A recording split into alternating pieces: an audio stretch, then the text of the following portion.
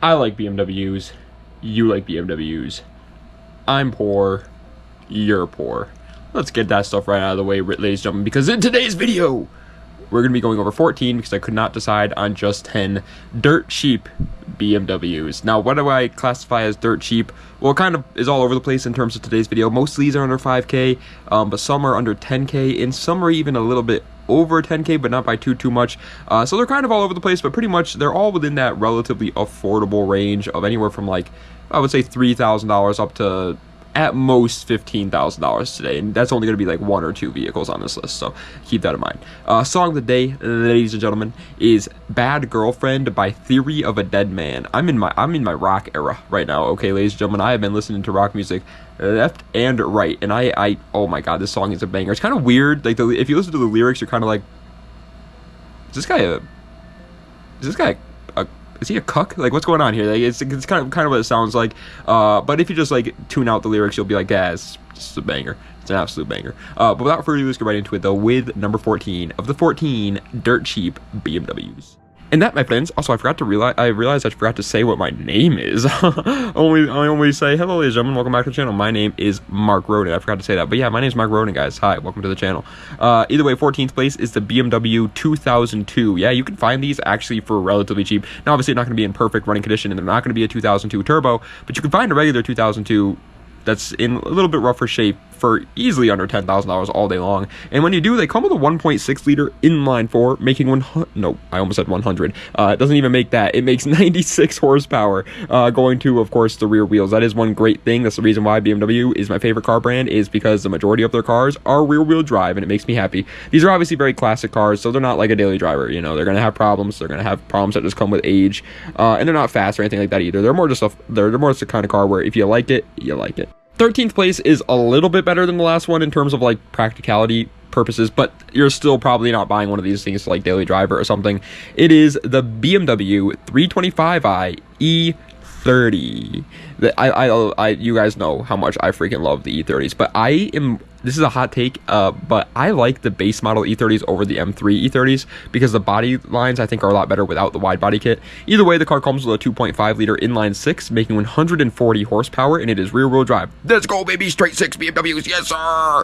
Obviously, straight 6 in BMW goes together like Mark Roden and sniffing farts, because they make incredible straight 6 motors, and this is one of them. It's not like the most incredible for building power or something like that, but it is a very reliable motor. It's just you do got to keep in mind, again, this car was built in the 80s, so the car is almost at this point 50 years old, so just keep that in mind. Silly me, I said 50 years old, I meant 40 years old. Immediately after I stopped recording that, I was like, that's bad math. Either way, coming in at 12th place is underrated, like extremely underrated. Oh my god, my sister's birthday was on the 18th, and she has some balloons in the house, and this one's floating right towards me. It's got a mind of its own. It's kind of creeping me out. Either way, it's the BMW 650i E63. The rear end's weird looking, okay? They kind of look like those weird, what are they called? Sperm whales? The beluga whales, the ones in Finding Dory that like he was messed up and he couldn't like echolocate, those kinds of whales, the rear end. But the front end looks sick. The car comes with a 4.8 liter twin turbocharged V8 making 360 horsepower, and it is rear wheel drive or all wheel drive. Obviously that combo is incredible, but these are one of the ones that you're not finding under 5K. And unfortunately, they do tend to be extremely unreliable. Obviously, it's a twin turbo German V8, but like when it's running, this thing's sick is what I'm trying to say, man. And I think they look good. Yeah, the back end is a little weird, but the rest of the car looks awesome. Coming in at 11th place is when you can find under 5K. You can find these dirt cheap all day long, dude. The people like just don't want these cars. I don't know why. The BMW 740 IL E38. Now, if you can't afford the IL, the I is honestly just as good. The L is just, I think that stands for luxury. I don't know, but it's pretty much just a longer version of the regular car. And these are the only 7 series on this list. This is obviously a luxury car, so don't expect to be racing and winning any races with this thing. The car comes with a 4.4 liter V8, making 282 horsepower, and it is rear wheel drive. Again, it's another German V8, but this one's actually pretty good. This is the same V8 that they were putting in the E39s as well, and those are obviously extremely reliable. One of the most reliable like German V8s of all time, I would say, easily. And again, this car is clearly it's like, okay, so you know the Lexus LS400? Well, this was that car's competitor. So if you like that car, but you want something a little bit more German, a little bit more bougie, I guess you could say, this is what you're getting. However, coming in at the wonderful number 10 spot is going to the BMW X5 E53. I used to not really care about SUVs. I still really don't care too much about SUVs, but I do kind of want one recently because of the fact that I need a daily driver. And my friend Matt has a X5 E53, and this thing has been awesome. It's actually a really just nice car to drive. The car comes with, well, SUV comes with a 3-liter inline six, making 231 horsepower, and it is all-wheel drive. Obviously, this is an SUV, so there's no rear-wheel drive versions of this. But yeah, it's a daily driver, man. It's gonna get the job done. It's relatively reliable. It's fine. You know, you're not gonna be mad. You're not gonna be happy with it. But I just figured I should put at least one BMW SUV here because I feel like someone's gonna click on this video looking for like a daily, and this is probably the best option for you. Honestly, though, I would say it probably still isn't. I would just daily an E36, man. Coming in at 9th place is the German Miata. I talk about these cars all the time, and dude, I've been saying these cars have been underrated for like 2 years now, and I still think they're underrated. Like, yeah, they're getting more love nowadays, don't get me wrong, than like 2 years ago, but they're still, in my opinion, slept on. The BMW Z3. Why haven't they come out with another Z3 yet? They come up with the Z4 all the time. The Z4 is still a cool car, don't get me wrong, but more Z3s, please, man. This car comes with a 3-liter inline six, making 225 horsepower, and it is rear-wheel drive. That is the same motor that they were putting in the 330ci E46s. And spoiler alert, but those cars are incredible deals. I love the E46 330ci's. This is pretty much a lighter weight, shorter wheelbase version of that car, but it only has 2 seats. It's obviously a lot less practical than the E46, which is the reason why it's lower than the E46 on this list, but it still is. If you're going for performance instead of like, you don't need practicality at all, you're never going to daily drive this car, it's just going to be like a track car, I would recommend the Z3 over the E46. But for pretty much anybody else, I would recommend the E46 over this. And coming in at 8th place is a car that everybody just kind of wrote off as a bad car because of the M5 variant of it, but the rest of it is relatively fine. The BMW 535i E60. As we all know, the M5 E60 has a incredibly cool motor, a V10, but it's an incredibly unreliable motor. It blows up if you accidentally sneeze near it. It'll start blowing up. So nobody really talks about the E60s anymore, but the base models are still relatively fine cars. This car comes with a 3-liter twin turbocharged inline six, making 300 horsepower, and it is rear-wheel drive or all-wheel drive. That is an N54, the same motor that they were putting in the 335i E92s, which are one of, if not the most popular BMWs as of right now, I would say. Like that, those are like the BMW that people like buy, I would say. And this is pretty much just a slightly heavier version of that, but with more luxurious features. So it's got a like a there's pros and cons to both. I would say the 335i is definitely the better option, but this one is still pretty cool if you're thinking about it. Yeah, 7th place is the car that we were just talking about like earlier, that I think is just a better version of the Z3, the BMW 330ci E46. Dude, E46 is such an interesting car because when I was a younger guy, like when I was like around anywhere from like 16 to like I would say 21, I didn't like the E46. I thought it was like my least favorite of the 3 series. I just didn't like how they look. As you get older though, the E46 is like a matured taste. Like, as I'm getting older, I'm starting to recognize how beautiful E46s are day after day. These cars are so gorgeous. They come with a 3-liter inline six, making 225 horsepower, and it is rear-wheel drive or all-wheel drive yet again. Actually, I don't know if they made the 330ci's all-wheel drive. I think that just might be the 330i's, the coupes. Because how would they do that? The 330xci? That would be really weird. Either way, yeah, like I said, it's the same car as the Z3, just a little bit heavier, obviously, with a little bit longer wheelbase. But the payoff to that is you do have more space, both cabin and cargo. So it's obviously a better one practicality-wise, and so I put it a little bit higher. 6th place. This car alone is like the reason why I love BMW so much. I'm not even joking. Like I actually, if you've watched this channel more than for 10 seconds, you probably know how much I love these cars. The BMW 635 CSI E24. I don't know what it is about the E24 6 Series. It is one of the most perfect looking cars of all time, in my opinion. I love it. I love everything about it. The car comes with a 3.5-liter inline six, making 218 horsepower, and it is rear-wheel drive. It's not a race car. It's got a long wheelbase. It's a little bit heavier, especially for a car of its time.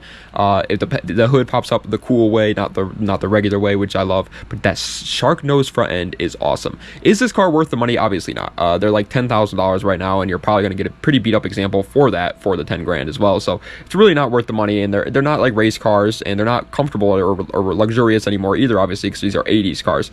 But I freaking love them with every fiber of my body that I can't stop talking about them. I love them so. I want an E24 so bad.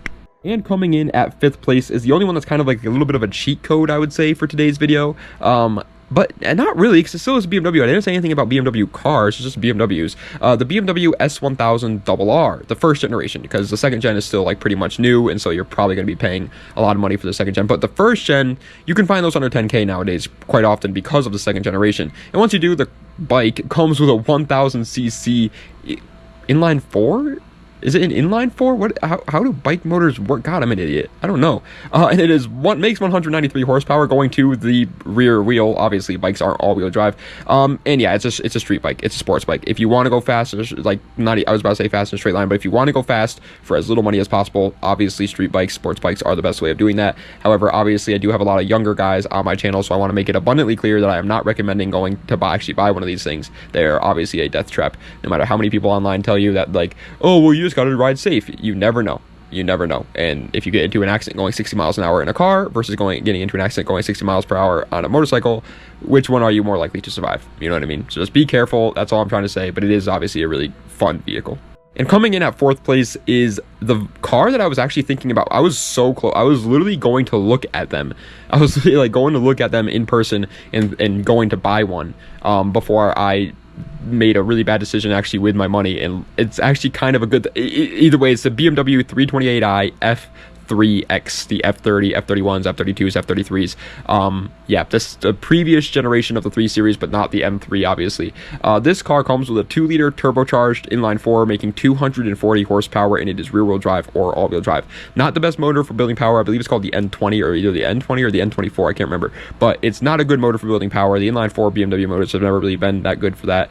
But it's a reliable, incredible daily driver that I think looks really, really nice. It's like a perfect mixture of what you would want. Like, it looks like a daily, it doesn't stand out too much, doesn't garnish you any unwanted attention, but car guys still know, hey, that's a nice car, I like them, you know what I mean? And it's perfect. It's a perfect combo. And as I was saying, man, yeah, dude, I literally was so close to buying one of these things. It was insane. Third place, podium finish. By the way, I forgot to finish what I was saying when I was talking about the 328i F3X, but yeah, it's kind of a good thing that I like lost a little bit of money and couldn't buy a 328i F30, because I don't want one of those. I want an M4 F82, and I'm probably going to get an F82 M4. So it's a good thing I didn't buy that car, actually. Either way, the third place is going to the BMW 540i E39. You guys know how much I love the E39s. I think they're incredible cars. Definitely my favorite 5 Series. The car comes with a 4.4-liter V8, making 286 horsepower, and it is rear-wheel drive. Again, V8 German-powered car is scary at first until you start to read literally any E39 forums. Every single E39 540i owner that I've ever heard of before is like, this car has been more reliable than like Camrys to me. They're apparently this V8 is like freaking bulletproof. And then on top of that, you have almost 300 horsepower in what is, in my opinion, a really good looking car too, and it's rear-wheel drive.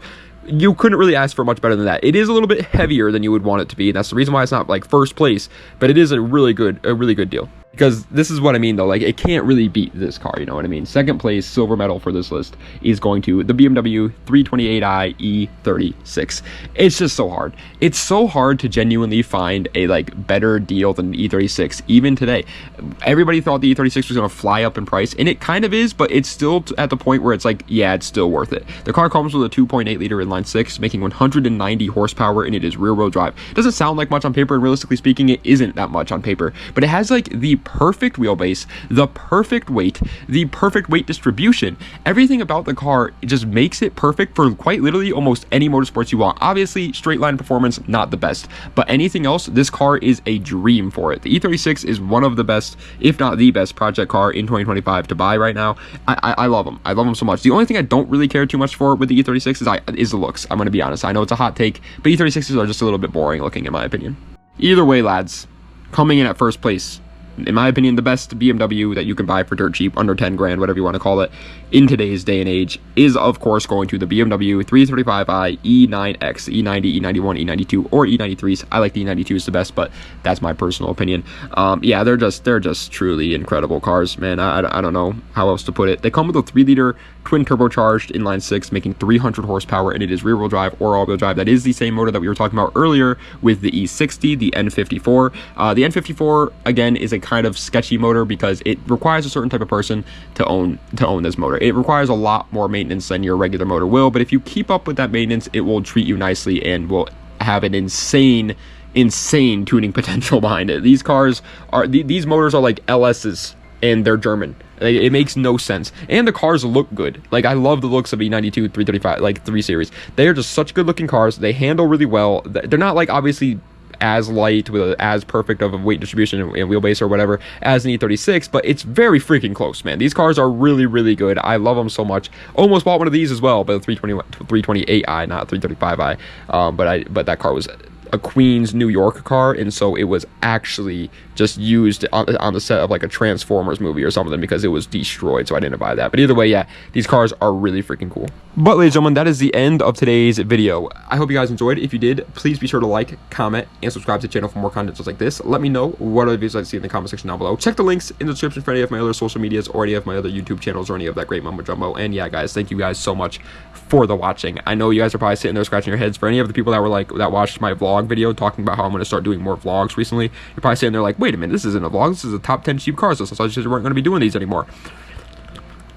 Yeah, we kind of have to because of two reasons. One, I like making YouTube videos. I feel like empty if I don't upload a YouTube video. It just feels weird. And then the second thing, I don't really have enough I thought I would have enough content to upload every other day like normal, but like with vlog stuff, but I don't. I'm starting to realize, you know, these YouTubers that are building cars every day, they got a lot more money than your boy here because they can build those things. I just really can't. I don't have anything to really upload. So I was like, okay, well, we'll do vlogs more often, but only when we really can, you know what I mean? Because as of right now, I don't really have the necessities to do that, so I can't quite do that. So we're going to still do top 10s, good, bad, and uglies, whatever it may be. I really want to get to the deep dives, though, man. That's what I really want to do. I'm just like, I don't know, the deep dives are so much fun to make, and you guys like them, but like I sent them out to editors. I had like 15 people hit me up for like editing purposes, and I sent it out to all 15 of those guys. That was like 3 weeks ago, and I haven't gotten a single person back yet. Like, not a single person has messaged me back with the finished product. It's like, what happened, dude? I'm so confused. So yeah, I don't know. I guess they're just not getting any deep dives out anytime soon. Also, guys, this is something I was going to mention in a vlog video, but again, since I don't really have anything to vlog just yet, I guess I'll mention it in the end of today's video. So my Integra, I'm pretty much done with that car, man. It's not that I don't like it. I think it's a good car. I just want something that's not rotted out. My Integra is completely rotted out, if I'm being honest. Like, it is just, and because of the rot, it makes, like, the motor's healthy. Like everybody says, Honda motors are incredible motors, but everything else is starting to rot out. The control arm in the back left is quite literally just hanging on by a thread. The exhaust was on the ground the other day, and I was driving an hour back home, and I couldn't, like, do anything about it, so I just had to drive an hour with the exhaust literally dragging on the ground, and so now there's a massive hole in the bottom of the exhaust because it literally, like, scraped the exhaust off. It's just like, because what happened was an exhaust hanger literally just snapped off due to rust. Like, the car's just rotting out so bad that I just want to get rid of it before it becomes an even bigger nightmare. And I want to get something newer anyways. I've never had a new vehicle. I know everybody likes like the analog interiors. Trust me, I do too. I like the 90s, 2000s interiors on cars as well.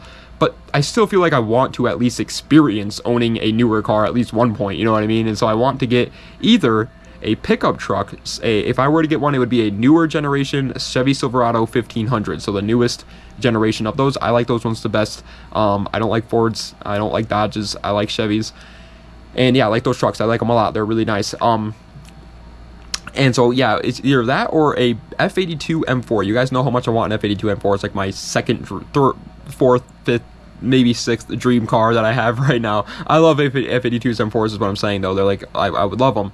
However, obviously they're a little bit impractical, and the whole point of getting a truck there's like pros and cons to each, pretty much. So the pros to the truck is obviously they're extremely practical, very reliable. I don't got to worry about too much. It's very stress-free, and then that way I can use any money I get in the future and not have to worry about like, oh, well, now I need to buy this vehicle. Now I'll have the daily driver, you know what I mean? That truck will last for like 20 years if I take care of it. So it'll be fine. It'll be a smart investment is what I'm saying.